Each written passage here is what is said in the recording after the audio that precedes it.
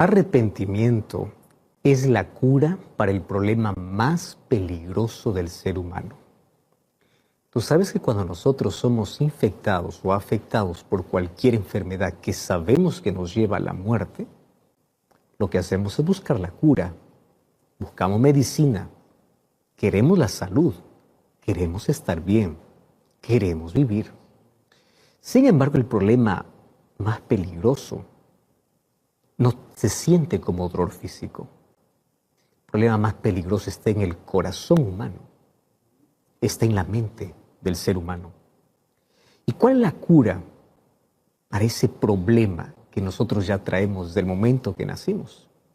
Pues el arrepentimiento. Solo que el arrepentimiento no es producido naturalmente por el ser humano. Es la acción de Dios en el ser humano cuando éste le permite que Dios pueda actuar.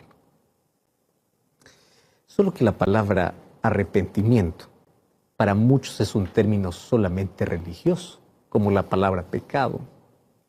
Vivimos en un momento de la historia en que muchos creen que la palabra pecado es un término que solamente al religioso le debe interesar. Cada uno tiene su propia verdad. El relativismo ha llevado a pensar de que cada uno puede definir qué cosa es bueno y qué cosa es malo en la vida. Gracias a Dios, que ¿quién define qué cosa es bueno y qué es malo? No es una autoridad política, no es una persona famosa, no es un influencer y no eres tú. Quien define es Dios. Y aquello que tú haces es pecado si es que Dios dice que lo es, aun cuando tú digas que no lo es. ¿Y sabes qué cosa es pecado? Aquello que te mata lentamente porque te separa de Dios. Y hoy queremos hablar cuál es la solución para ese problema. Y aunque tú digas que eso no tiene nada que ver contigo, tiene mucho que ver. Pero no nos vamos a enfocar en el problema, vamos a la solución.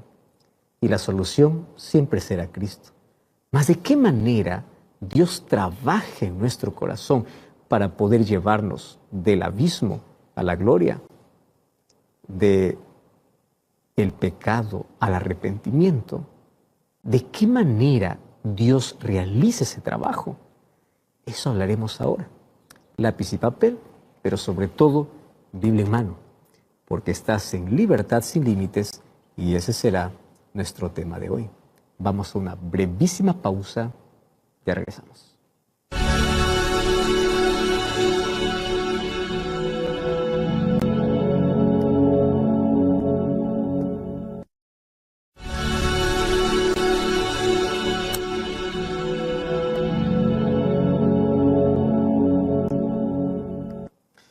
Qué peligroso es caminar en los extremos. Hay un extremo donde dice así: nada es pecado. Tú defines qué es bueno y qué es malo. Esa palabra se esconde detrás de otra palabra que se malinterpreta como libertad. Y algunos usan su libertad y se atreven incluso en su libertad a definir qué es bueno y qué es malo. Sin embargo, la Biblia ya muestra el camino bueno y el camino malo, las acciones buenas y las acciones malas. Pero por un lado está aquel extremo, de aquellas personas que dicen no existe verdad absoluta, cada uno tiene su propia verdad, yo defino qué es pecado, yo defino qué es bueno y qué es malo. Ese es un extremo, ¿correcto? Peligroso, y ese es un camino que Satanás ha trazado y mucha gente transita por esa senda pensando que en su libertad hacen lo que quieren. Ellos son los que definen qué es bueno y qué es malo y finalmente su camino termina en destrucción y muerte. Por otro lado, existe el otro extremo. Personas que a todo llaman pecado. Pero lo curioso es que aquellos que a todo llaman pecado están juzgando no sus acciones, sino juzgan lo que los otros hacen. O mejor, proyectan su vida en los otros. Y entonces comienzan a decir, todo lo que tú haces es pecado, todo es malo. Qué peligrosos son los extremos. ¿Qué cosa es pecado según la Biblia? Pecado es vivir sin Dios, es apartarse de Dios. Pecado es romper su ley, romper los principios que Dios estableció para nuestro bienestar. La Biblia por lo menos tiene más de 10 definiciones de pecado, más el concepto más popular, digamos, dentro del mundo cristiano es que es pecado, como define la Biblia, es transgresión o romper los principios que Dios estableció en su ley. En sí, esa es la base para poder definir el pecado. Pero pecado es separarse de Dios. Ahora, fíjate una cosa. Hay otros dos extremos en cuanto a qué hacer cuando una persona cae en pecado. Bueno, al enfrentar nuestro pecado, nosotros tenemos que transitar por dos terrenos peligrosos. ¿Por qué peligrosos? Porque son extremos. Número uno, por un lado, están aquellas personas que lamentan, se angustian y sienten desesperanza porque piensan que su pecado no tiene solución. Entonces hay personas que piensan así: yo ya pequé demasiado, yo ya fui lejos del alcance del perdón de Dios. Yo ya no merezco nada. Satanás aprovecha ese momento para poder decirte, es verdad, lo que tú hiciste ya no merece perdón. Tú ya fuiste demasiado lejos, Dios ya dejó de amarte. Ahí está por el primer camino por el cual la gente transita. Entonces Satanás viene y dice, tú ya te hundiste, húndete más. Ya no puedes levantarte. Y hay tanta gente que cree que no merece más el perdón de Dios, por eso se abandona abiertamente hacia el mal. Eso está por un lado. Pero por otro lado está la despreocupación de pensar que podemos pecar y finalmente Dios me perdona y me perdona. Entonces el pecado es como un juego. ¿Entiendes? Por un lado, se maximiza el pecado a tal punto de decir que ya no merece más el perdón de Dios. Por otro lado, se minimiza diciendo, es un pecado chiquito. Y hemos aprendido incluso a colocar tamaño al pecado. Ese es un pecado grande. Este es un pecado pequeño. Mi pecado es chiquito, el tuyo es grande. Entonces, mientras unos maximizan, otros minimizan. Y piensan que pecado es un asunto con el cual yo puedo jugar. Finalmente yo voy, pido perdón a Dios, continúo mi vida, yo no cambio, yo continúo haciendo lo que quiero porque finalmente Dios me perdona. Y comienzan allí a jugar con la gracia, la misericordia y el perdón de Dios a tal punto que el corazón humano, cuando hablo del corazón estoy hablando de la mente, comienza a cerrarse ante la influencia del Espíritu y llega un momento en que pierde la sensibilidad. Por tanto, minimizar al pecado o llamarlo pequeño, finalmente ya no siente más dolor por ese pecado, porque se acostumbra. Pecado, una de las cosas que hace es endurecer el corazón, hacer perder la sensibilidad, a tal punto que digas, lo mío es pequeño, esto ya no ofende. Y llega un momento en que ya no sientes más necesidad de arrepentimiento. Déjame decirte una cosa, el momento que tú pierdas la necesidad de arrepentimiento por aquel pecado al cual llamas pequeño, ese es un momento preocupante, porque significa que el corazón humano aprendió a convivir tanto con el mal que ya no siente necesidad de Dios. Te acostumbraste a la herida que ya no quieres medicina. Y tú sabes que esa herida va a infectar y te va a llevar a la muerte. Hoy quiero que juntos podamos analizar este asunto a la luz de la Biblia. Entonces, yo te voy a pedir que tengas tu Biblia y tengas un cuaderno o un lápiz o un lapicero o no sé cómo se llame, biromi en tu país. Bueno, cada país tiene un nombre distinto para eso. Tome entonces un lápiz, vamos a escribir aquí 4 cosas que podemos aprender de una de las experiencias más dolorosas de un siervo de Dios. Probablemente tú estés muy familiarizado con el pecado de David. David un día se involucró con Betsabé, aún ella siendo esposa de otro hombre, Urías el Eteo, y finalmente sabemos que cayó en adulterio. Pero David no solamente adulteró, David se hundió tanto que él incluso cometió un asesinato para querer tapar su culpa, porque esa es la primera reacción humana. El ser humano quiere solucionar el problema del pecado con sus propias fuerzas. Eso es lo que hizo Adán y Eva en el Edén. En lugar de reconocer su problema y correr a Dios, ellos quisieron cubrir su desnudez con miserables hojas de higuera. Los seres humanos somos así. Y cuando vamos al libro de Segunda de Samuel, allí en el capítulo 11 vamos a encontrar el pecado. Pero si avanzamos un poco más, vamos a encontrar en qué momento hay un arrepentimiento. Solo que ahí hay un proceso y lecciones importantísimas que nosotros vamos a aprender hoy. ¿Correcto? Entonces, abre tu Biblia, según de Samuel capítulo 11 está la historia, pero nos vamos a detener un poquito en el capítulo 12. Y desde el versículo 1 al 15 vamos a extraer 4 lecciones que necesitamos aprender sobre este asunto. Número 1, mira, el pecado de David me enseña que todo ser humano puede ser ciego ante su propia falta. Voy a repetir este concepto porque es muy común. Todo ser humano puede ser ciego ante su propia falta y ver la falta de los demás. David podía ver su pecado, no podía ver su pecado. ¿Por qué razón? Te voy a contar. A partir del versículo 5, o desde el versículo 2 en adelante, dice que el profeta Natán va para tener una conversa con David. Claro, el profeta es enviado por Dios. Dios quiere restaurar a David y envía al profeta.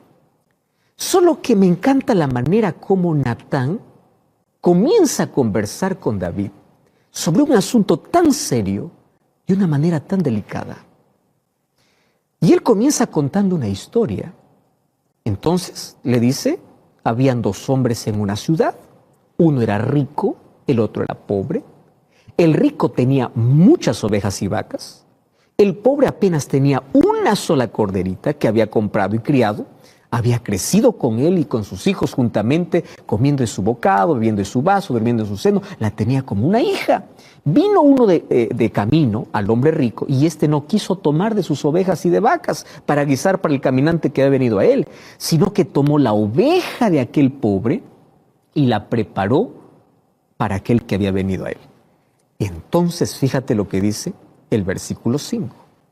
Se encendió el furor de David en gran manera contra ese hombre. ¿Contra quién? Contra el hombre de la historia que estaba contando Natán. Fíjate, otra vez voy a repetir esta expresión. Dice que se encendió en ira, se molestó tanto, en gran manera, y dijo así, vive Jehová, que quien hizo tal cosa es digno de muerte. ¿Estás entendiendo esto? Ahora, él no podía tolerar que alguien haya hecho semejante cosa. ¿Y sabes qué? David no veía su error, veía el problema del otro. Eso hace el pecado. Por eso es que es preocupante cuando una persona solamente vive señalando el problema de los demás, enfureciéndose contra lo que otro hace, porque puede ser que él se proyecte en la otra persona. Hay un pecado dentro que él quiere ocultar. Entonces se enfurece cuando ve que otro lo practica, pero él lo tiene en silencio. ¿Y qué cosa sucedió? David allí tuvo que abrir sus ojos, pero no por cuenta propia. El mismo profeta Natán, ¿qué cosa le dice? Versículo 7. Entonces dijo Natán a David, tú eres aquel hombre. ¿Estás entendiendo? David necesitó una acusación directa por su pecado porque él era ciego para ver el suyo. Tú eres aquel hombre. Muchas veces nos pasa igual. Cuando nosotros cometemos alguna falta, podemos ver fácilmente nuestro problema en el otro. Eso es lo que Jesús dice. Miras la paja en el ojo ajeno y te olvidas de la viga que está en tu propio ojo. Interesante, ¿no? Entonces la primera lección. Cuando una persona siempre está acusando, está enfureciéndose con lo que el otro hace, está detrás, allí, puede ser que él no soporte más la culpa que lleva. Y él quiere que el otro también pueda experimentar un poco del dolor interno que él tiene. Eso es lo que hizo David. Porque lo que hace el pecado, en primer lugar, es enceguecernos para ver nuestras faltas o para minimizar las nuestras y maximizar las de los otros. Ese hombre merece morir, dijo David. Ahora imagínate la reacción de David cuando Natán le dice, tú eres aquel hombre. Sus ojos se abrieron, las escamas cayeron, vio su realidad y él mismo se había dado sentencia de muerte. ¿Sabes que hay varias razones por las que puede suceder esto? Podemos dejar que a veces podamos ser confundidos entre la línea del bien y del mal. En nuestra mente existe una confusión tremenda cuando comienza la culpa a dominarnos después de haber pecado. Mira, muchas personas suavizan su punto de vista sobre el pecado cuando han caído en él. Minimizan el suyo, pero maximizan el otro. Entonces eso tiene que ver con una confusión mental o con lo que el pecado hace para poder enceguecer al ser humano. Ahora, también podemos coquetear habitualmente con el mal. Así nosotros disminuimos, obviamente, nuestro sentido de reconocer lo que realmente está mal. ¿Por qué? Porque puede ser que tú estás jugando con el mal y cuando el otro practica el mal dices, es algo pequeño porque tú también lo estás practicando. Entonces aquí hay dos extremos. O te enfureces porque el otro practique el mal, porque es tu propio pecado, o minimizas el mal del otro porque es un mal que tú también estás practicando. ¿Cuántas veces, por ejemplo, se aceptan las prácticas de inmodestia en cuanto a forma de actuar, de vestir, de hacer? Lo minimizas porque ese es también tu problema. Mira hasta dónde nos puede llevar el pecado, o a maximizarlo en el otro o a minimizarlo. Entonces, a veces nosotros queremos acomodarnos a los estándares de este mundo, a lo que los otros piensan, a lo que la tendencia va. Tú ya te diste cuenta cómo los conceptos van cambiando a través del tiempo. Y esas tendencias cómo afectan, ¿verdad? Porque aquel que no se acomoda mentalmente a esas tendencias es visto como uno del pasado, como uno que no forma parte de la cultura, del círculo.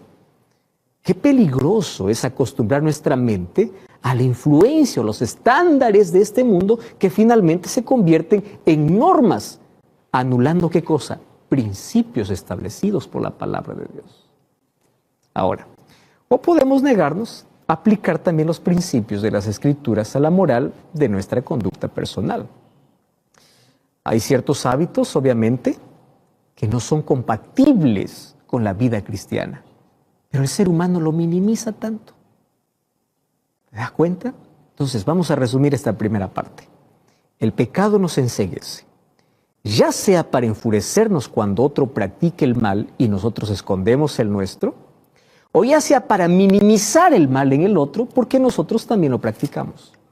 Entonces el pecado enceguece. Nosotros podemos enceguecernos en el pecado o con el pecado tal como lo hizo David. Ahora, por eso es que nosotros necesitamos estar agradecidos por aquellas personas que Dios usa, por aquellos amigos como Natán. Amigos como Natán son aquellos que nos cuidan lo suficiente como para llamar nuestra atención sobre nuestras faltas que no nos damos cuenta. Qué bendición es tener ese tipo de amigos que están allí siendo enviados por Dios para abrir nuestros ojos y decirnos, ¿por qué te enfureces o por qué minimizas? Mucho cuidado con eso. O estás jugando con el pecado o tú eres aquel hombre. Y a mí me encanta porque Natán tenía un tacto tan especial para poder llegar siendo enviado por Dios, siendo el mensajero de Dios. Él pudo haber llegado de una manera arrogante, como alguien superior, como alguien santo delante de un pecador a decir, hey, miserable, tú has pecado y esto, y criticarlo. No, llegó de una manera tan especial. No solamente es ayudar a alguien que cayó en pecado, es la forma como tú lo haces. Pero también necesitamos ser como David. ¿Abierto a qué? Ante cualquier cosa que alguien te diga, tú hiciste eso, tú te equivocaste, tú pecaste, David no negó. No lo negó. Cuando sus ojos se abrieron, él no fue tan ciego como para no poder ver todas sus fallas que había cometido. ¿Tú recuerdas cuando Saúl fue señalado por Samuel? Saúl no reconoció su pecado. Él justificó su pecado. En cambio, David sí reconoció su pecado. Y cuando hay reconocimiento de pecado, está la segunda lección. Fíjate, el arrepentimiento de David viene porque Dios envía a Natán para poder abrir los ojos, para poder reprenderlo de alguna manera. Sin embargo, lo que tenemos que aprender, y esta es la segunda lección, es cómo nosotros tenemos que ayudar a alguien que cae en pecado. ¿Correcto? Muy bien. Hay muchas personas que se creen que Dios los envía a denunciar el pecado de los demás y lo hacen de la peor manera como Satanás lo hace. ¿Cómo Satanás actúa?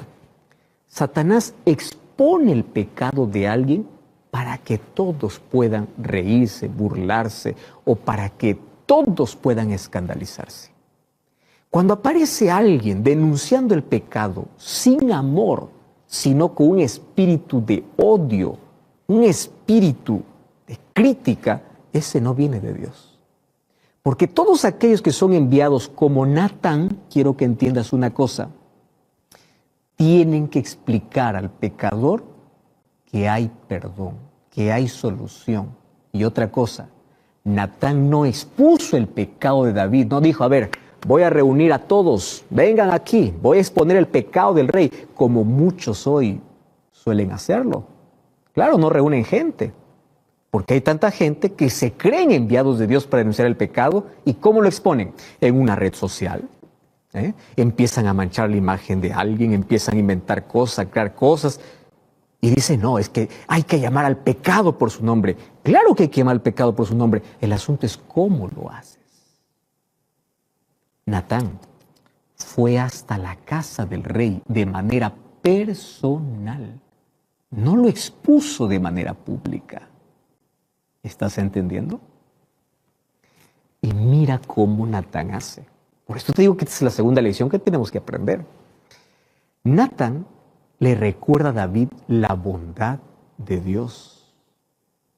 A partir del versículo 7 y versículo 8, dijo Natán a David, cuando le dice, tú eres aquel hombre, le dice, así ha dicho Jehová, Dios de Israel, yo te ungí por rey, yo te libré de la mano de Saúl, yo te di la casa de tu Señor, las mujeres de tu Señor, te di la casa de Israel, y como si esto fuera poco, yo te di mucho más. O sea, el arrepentimiento siempre va a venir como resultado del amor y la bondad de Dios.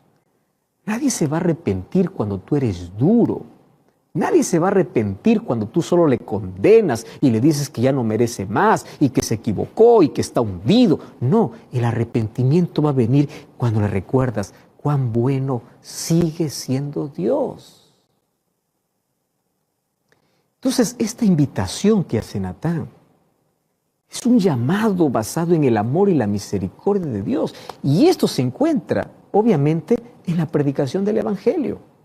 Eso es lo que Pablo hizo, así predicaba. En Romanos 2:4 vemos un ejemplo. Natán reveló el pecado de David, es verdad.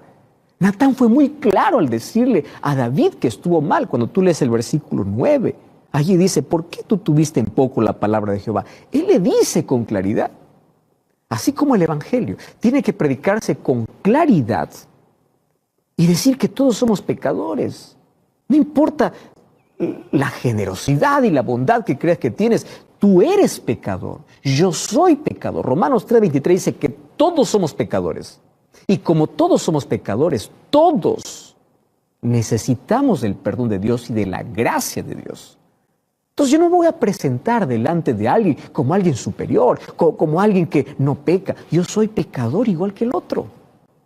Y yo necesito de la gracia y el perdón de Dios igual que el otro. Necesito del arrepentimiento igual que el otro. Pero eso no significa que yo voy a minimizar el pecado o voy a decir, no, eso no es pecado. No, es pecado.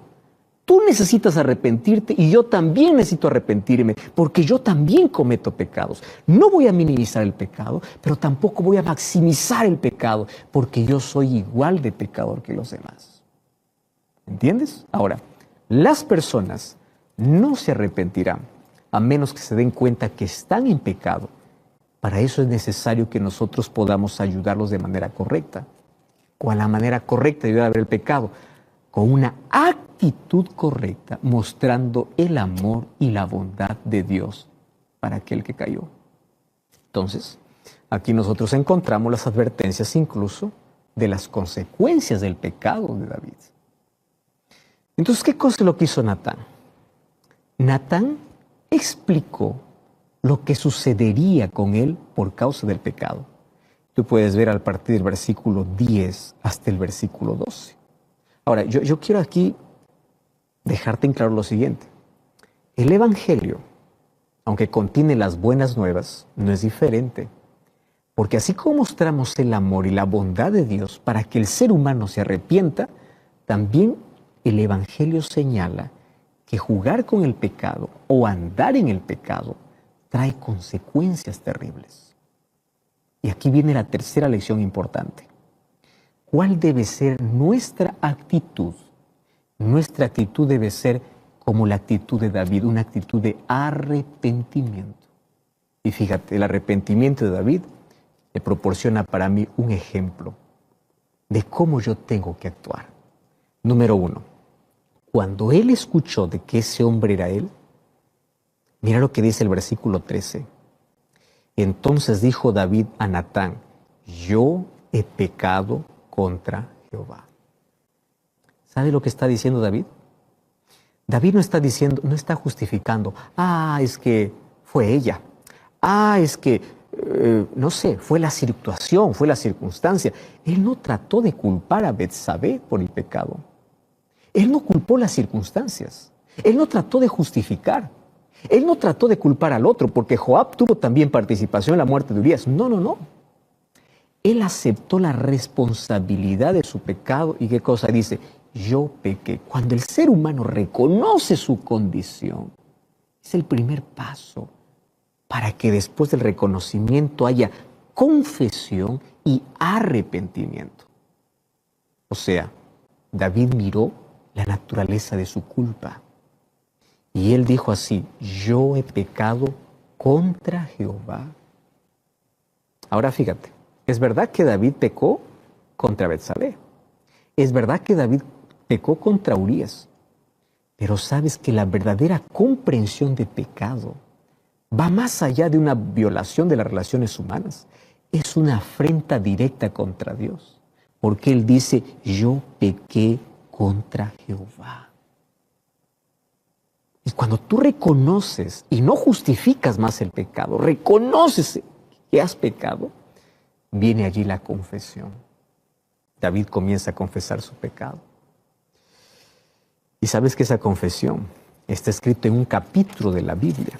Salmos capítulo 51. Ese es un capítulo por excelencia para poder hablar de arrepentimiento y purificación o perdón. Y él comienza diciendo así, ten piedad de mí, oh Dios, conforme a tu misericordia y conforme a la multitud de tus piedades, borra mis rebeliones. La palabra lávame, límpiame, purifícame se repite más de 5 veces en el texto. Me llama la atención. Él dice así, yo reconozco mis rebeliones. Contra ti he pecado, hice lo malo delante de tus ojos. Wow. Aquí con una hipérbole poética David confiesa su pecado a Dios. Él reconoce su pecado. Hay arrepentimiento en su corazón. Reconoce su falta. ¿Sabes que a menudo no hacemos que nuestros pecados sean personales. ¿Qué te quiero decir con eso? Los seres humanos hemos aprendido tanto a justificar nuestras faltas. Tanto hemos aprendido a justificar. En lugar de admitir rápidamente y decir, he pecado, comenzamos a culpar a los demás. Y sabes, no pensamos cómo nuestros pecados hieren y ofenden a Jehová, a nuestro Dios. Cuando nosotros no tenemos conciencia que nuestro pecado no solamente nos trae consecuencias terribles, sino que herimos el corazón de Dios, el pecado lo tomaremos como algo simple. Nuestro arrepentimiento será superficial. Y aquí viene la cuarta lección. El perdón de Dios es dado para David. Dios le perdona por su pecado. Aquí está el ejemplo de perdón. El perdón fue inmediato. Cuando vamos a 2 Samuel capítulo 12, versículo 13, inmediatamente allí le dice, Dios ha remitido tu pecado. En versículo 13, entonces dijo David a Natán, yo pequé contra Jehová. Pero Natán dijo a David, también Dios ha remitido tu pecado, por eso no morirás. Fíjate una cosa. Cuando se cumplieron las condiciones adecuadas, o sea, David reconoció su pecado, confesó su pecado, él fue perdonado por su pecado. ¿Por qué? Porque la confesión o el reconocimiento y la confesión es parte de la condición para recibir el perdón. Porque junto a ello viene el verdadero arrepentimiento. Y el perdón de Dios fue completo. Natán le dijo, el Señor te ha perdonado, el Señor ha remitido, o sea, ha quitado tu pecado. Esa frase, ha remitido tu pecado, es similar a otros términos que sugieren un perdón completo. El Señor ha borrado, no más recuerda tu pecado, porque el perdón de Dios es así. El perdón de Dios es inmediato y completo, pero hay condiciones. ¿Cuál es? Reconocimiento, confesión. Cuando tú vas al libro de Hechos, capítulo 2, versículo 38, encontramos de qué manera podemos encontrar el perdón de Dios de manera completa. Hechos 2:38 dice, Pedro les dice, arrepentíos y bautícese cada uno de vosotros en el nombre de Jesucristo para perdón de sus pecados. Entonces, si tú estás viviendo lejos de Dios, ¿cuál es la muestra de tu arrepentimiento? Tu entrega a Dios. Señor, perdóname. Bautízate, acepta su sangre, Dios te da una página nueva. Pastor, pues ya fui bautizado y nuevamente estoy fallando a Dios. 1 Juan 1:9. Allí dice, hijitos míos, las cosas escribo para que no pequéis. 1 Juan 2:9. Si alguno hubiese pecado, abogado tenemos para con el Padre. Tienes un intercesor y es Jesucristo. Pero algo más necesitamos aprender de la lección de esta historia, de la derrota y de la caída de David. Es que las consecuencias del pecado aún pueden alcanzar nuestra vida a pesar del perdón de Dios. Lo que aprendió David de Natán es que a pesar de su arrepentimiento y del perdón de Dios, aunque David fue perdonado por su pecado, habían consecuencias de su pecado. Y Natán lo enumeró, según de Samuel capítulo 12, versículo 10 al 12, versículo 14. Enumera consecuencias. ¿Cuáles fueron las consecuencias que tuvo el pecado? Por ejemplo, el bebé, ese bebé que tuvo con Betsabé murió. Otra consecuencia, la hija de David, Tamar, fue violada por su medio hermano. Un hijo, Amón, fue asesinado por su otro, llamado Absalón, por su otro hijo. Su hijo Absalón finalmente hizo una conspiración para ir en contra de la casa de su padre y finalmente se acostó con las concubinas de su padre. Ahora, quiero que entiendas lo que hoy puede suceder. Dios te perdona completamente. Tú no tienes por qué cargar culpa, pero a veces hay consecuencias que tenemos que asumir. Por ejemplo, un alcohólico puede dejar de beber y puede ser perdonado, sí. Dios le perdona completamente. Pero a veces va a sufrir las consecuencias del alcoholismo. Aunque tu pecado ha sido perdonado, Es posible que a veces tengas que cosechar aquello que sembraste. Y a veces esa siembra o esa cosecha dura para el resto de la vida. Y hay tantas cosas que nos afectan negativamente. Por ejemplo, una persona que tuvo relaciones sexuales. Entonces tú vas, confías tu pecado, renuevas tu compromiso con Dios, pero tú no puedes evitar un embarazo inesperado. Un divorcio, por ejemplo. Puede ser que finalmente tú no puedas casarte nuevamente. Un momento de pasión, un momento de placer puede traerte una enfermedad incurable. O experimentar drogas puede traer daño cerebral irreversible, puede. Ahora, otra vez, el perdón de Dios es maravilloso. El perdón de Dios es que Él te quita la culpa. Pero a veces hay consecuencias que tenemos que asumir. Por eso es que Dios quiere librarnos de la amargura del pecado. Él dice, hijito, yo te he colocado principios. Esos principios están en mi ley. Si tú revisas la ley de Dios, son principios para proteger tu vida, tu salud mental.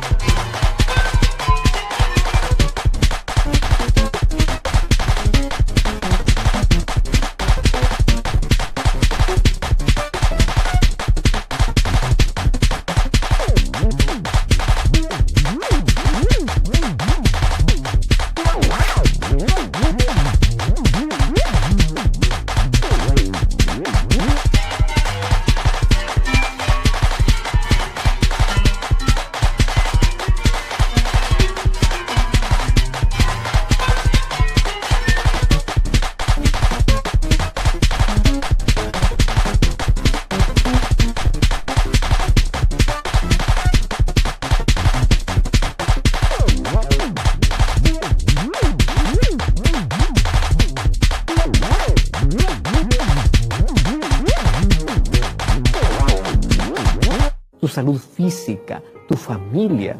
Son principios para que tú tengas paz. A menudo los seres humanos queremos romper la ley de Dios, hacer lo que queremos en nombre de la libertad. Yo soy libre. Hay personas que dicen, yo soy libre, hago lo que quiero, y la gracia de Dios cubre todo mi pecado, y yo sigo pecando. No, la gracia de Dios no funciona así. La gracia de Dios es un regalo de Dios con el cual tú no tienes que jugar.